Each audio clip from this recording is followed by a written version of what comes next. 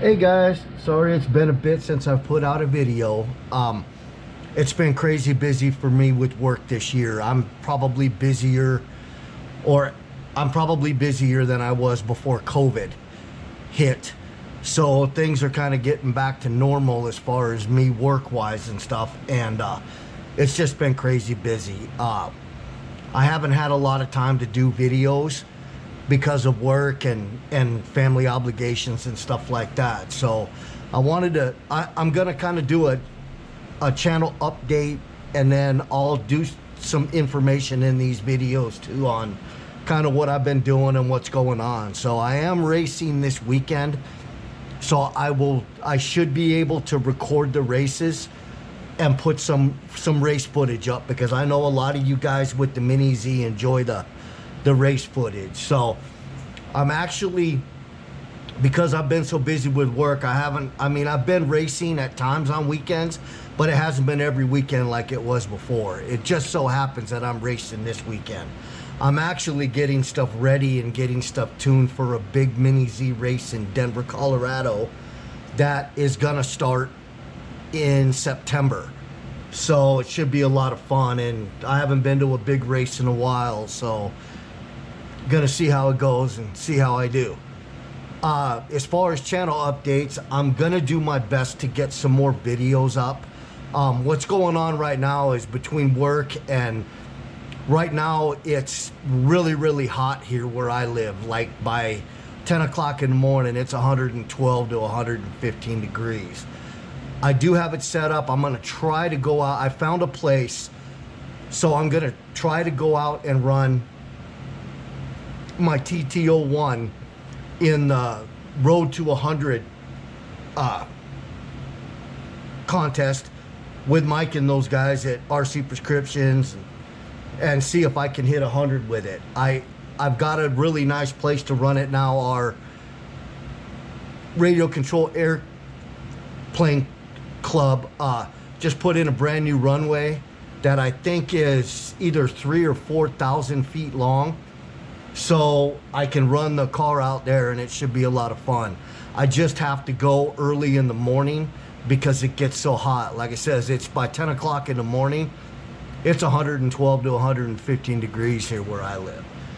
So anyway, so on to what I've been doing. When I am racing, I'm running the cars that I'm most likely will be running in Denver. So the one here in front of you is what they call a modified box stock. So the rule set at our local track and the places where I race, it's a modified box stock. So what you can do is you still have to run the factory Mini Z diff in the car. You can run whatever tires you want. You have a choice between the Silver Can motor and the 70-turn PN motor. I'm running the 70-turn PN in mine right now. We are limited to a 9-tooth pinion, so it keeps everybody even and honest. You're allowed a disc dampener, so you can add a disc dampener if you want to. You don't necessarily have to. A lot of the guys that I race with just run the stock factory shock, and it seems the cars seem to do really well. The other thing that I've done to it is you're allowed to do the kingpin flip. So my kingpins are flipped and cut down, so the front suspension is a little bit smoother. And then on the front end, it's got the PN adjustable knuckles. What this enables you to do, and this is one of the only other parts you can run on the cars for box stock. What this enables you to do is there's two positions, so you can go high and low to adjust your ride height. You cannot. And they've got 3mm axle shafts instead of 2mm, so that it just runs a little bit better like this. The only other thing I added to this car is the reflex front end, and this is just for the John Marima body, and it fits tight along the front end of the body, so the body doesn't come loose and pop off or anything like that. Any of you guys that have been running Mini Z for a bit know that at times the bodies pop off.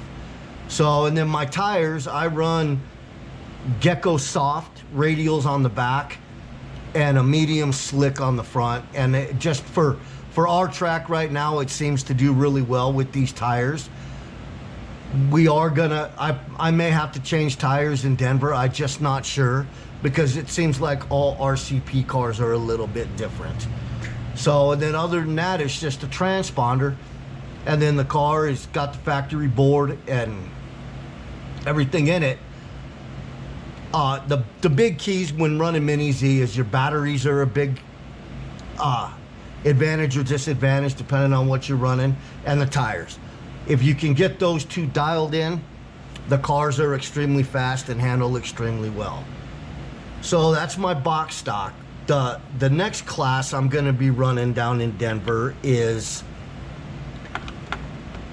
what they call a AAA 3500 class. So I run this is just a different color Jamarima body. I run the same bodies on all three of the cars that I'm running right now. So anyway, on this one, this is a PN 2.5 chassis. So, and it has an Evo board in it because it is brushless. You run a brushless 3500 motor in it. You're limited to a 14T tooth pinion, and I'm actually doing some testing now to see if it's going to be better handling. I have the new PN, I think it's the V4 gear diff in it versus a ball diff. I like ball diffs the best, but I wanted to give this a try because some of the guys are running this and the cars are handling really well with it. So it just gives you a tiny bit more leeway because it is a limited slip. So, and then, like I said, this is the PN 2.5 chassis. It sits a little bit lower center of gravity because the batteries go in from the bottom versus going in the side on the MR03 chassis. This one has quite a bit in it. It's got, like I said, it's got the Evo board. It's got the PN rear shock, the PN pod, which is 100% adjustable. You can tune it exactly the way you want it. I set my ride height on all my cars at 2 millimeters, so they all pretty much handle as close to the same as possible. And this one has the PN Racing front end on it, which is really tunable to your tracks, and it just gives you a lot of features and a lot of ability to tune it exactly the way you want it. This car is also still 4 AAAs. You're limited to running 4 AAAs in it. You can't run lipos or anything like that. And same tire setup. Gecko softs in the rear and Gecko mediums on the front. Again, it's the same thing, radials in the back, slicks on the front. This car does really well. This is probably one of my favorite cars to run. It just does so well, and it's just a little bit more consistent than the box stock. I don't know if that's got to do with the brushless versus brushed or how that's gonna go. Actually, in the classes that I'm running, this car, after the race in Denver in September, this is going to be the only car left that I have that I'm going to be able to run an Evo board in, because that's what the rules are going to allow. That change is going into effect after the Denver race.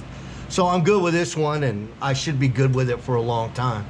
And then again, it just has the transponder. When you're racing, you have to have a transponder. It's just like an added expense that you just have to add into it. So now, this is my latest build. Again, it's the same Jamarima body. I run the reflex bumpers on all my cars. Now, this car is a little bit different because this car is my 2500 brushless car, which is a little, it may sound funny, but this car is quite a bit faster than my 3500 car. And it just has to do with the car itself. I mean, this one's set up with separate components. So I've got a Hobbywing Mini 28 in it for the ESC. You actually run a servo instead of the Mini Z servo setup, which I'm gonna be building another MR03, and I have the PN programmable servo board, so you can actually use the MR03 servo, but you solder the wires to this other programmable board, and it allows you to run a serial receiver and stuff like this, so you can run separate components in it versus having to run the Evo board. So this one has a 2500 kV motor in it. It's got the Reflex 28 V2 chassis that I just got brand new. So, and then other than that, it's got the GL GT rear pod, because it's the lowest center of gravity pod that I think is out there right now. And it has the GL front end, which is, it's not quite as tunable as the PN front end, but it's close, so it does really well. And you can see on this one, I don't know how well you guys can see this. I'll try to turn it up like this so you can see it. And on this one, it has the tri-dampener rear end on it, so you actually have 3 dampening positions that you can adjust: the center shock and the right and the left side for the rear pod. And the car just handles great. I'm still tuning it in and getting it the way I want it, so it's, in a way, it's kind of a work in progress, but the car's coming around. I still have to mount my transponder and stuff in it because I am racing this one this weekend. I just need to solder up a cable so it plugs into the serial port instead of hooking up to terminals like the other 2 cars that I have do. Now this one's a little bit different because there's 2 configurations that you run in these Mini Z LiPo cars. Now I chose to go this route. So Reflex Racing is about the best on the market out there right now for a lot of stuff. So these batteries, believe it or not, I'm hoping you guys can see this okay, are Reflex Racing 2S LiPo batteries, and they are a hard case LiPo like the big cars. So they're 340 milliamps, which is plenty for what we do, and I'm really looking forward to just putting some laps on this thing now that it's done and finally ready to start running, to just get used to it, and hopefully I don't have to fight the car in Denver and everything goes good. So I will keep you guys updated on how this one does, and I will try to get some video of it running this weekend, as it's going to be the first time I'm going to actually be able to run it on a big track. So that's it for the Mini Z stuff. Oh, I can't show you, like on the 2.5, you can set these 2.5 chassis up to run LiPos also, but it's a little bit different because you run these LiPo batteries in it instead, and these are 1S batteries, and they fit in the same bays that the AAAs fit into. There's a set of clips on the bottom of the chassis, so you can, the LiPo actually fits in here and locks in here, so it's kind of cool. I had one of my 2.5 set up as a chassis car, but I recently changed it, so I can show you that one real quick. It's kind of a, I kind of call it my oddball car because it's set up for oval, because where we run the 1RC ovals, they also run an open Mini Z class on oval also. So what this one is it's a PN 2.5 chassis, and this was a LiPo car at one time, and I changed it back to where now it is again a AAA car. It has a next front end on it, which isn't quite as adjustable as any of the other front ends, and it's really stiff, so it takes a little bit of getting used to drive it. This one has the Next Racing rear pod on it for the flat motor, because I'm running the stock silver can in this car, but I am running a PN diff in it, a 64 pitch diff with a 14 pitch or 14 tooth pinion. So it does have quite a bit more top speed than what a box stock does.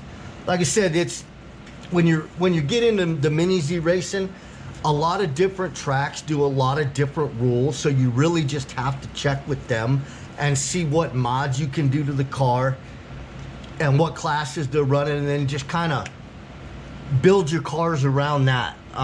The stuff can get expensive if you're having to do a whole bunch of changing around. I just follow the guidelines for the classes that I'm running. Like I said, this one here is really the only oddball car out of the ones that I have. And all I do with this car is run it on the little oval track that we run the 1RC stuff on. So it works for me the way that's set up. And then I just run on this one, I actually run a Mini Z Corvette body on it. And it does really well. I mean, it's fun. I like running both oval and the road course. So other than that, that's about it for the Mini Z stuff that I have going on right now. And like I says, I really am working, guys, on getting more videos out. But where I record at is in my garage, so it gets pretty hot in here in the summertime too. So the videos kind of slow down for me in the summertime just because it gets kind of hard to put them out with the heat and everything. And I'm hoping that Saturday I'll get some good footage because I am racing here local. So I'll try to get some good footage of the cars racing and stuff. And on Sunday, I'm hoping that we're going to be able to get out and run the TT01 and see what kind of speeds it can put down. I'm also working on a Traxxas Slash. I'm not sure what I'm going to do with it yet. I might turn it into a drag car.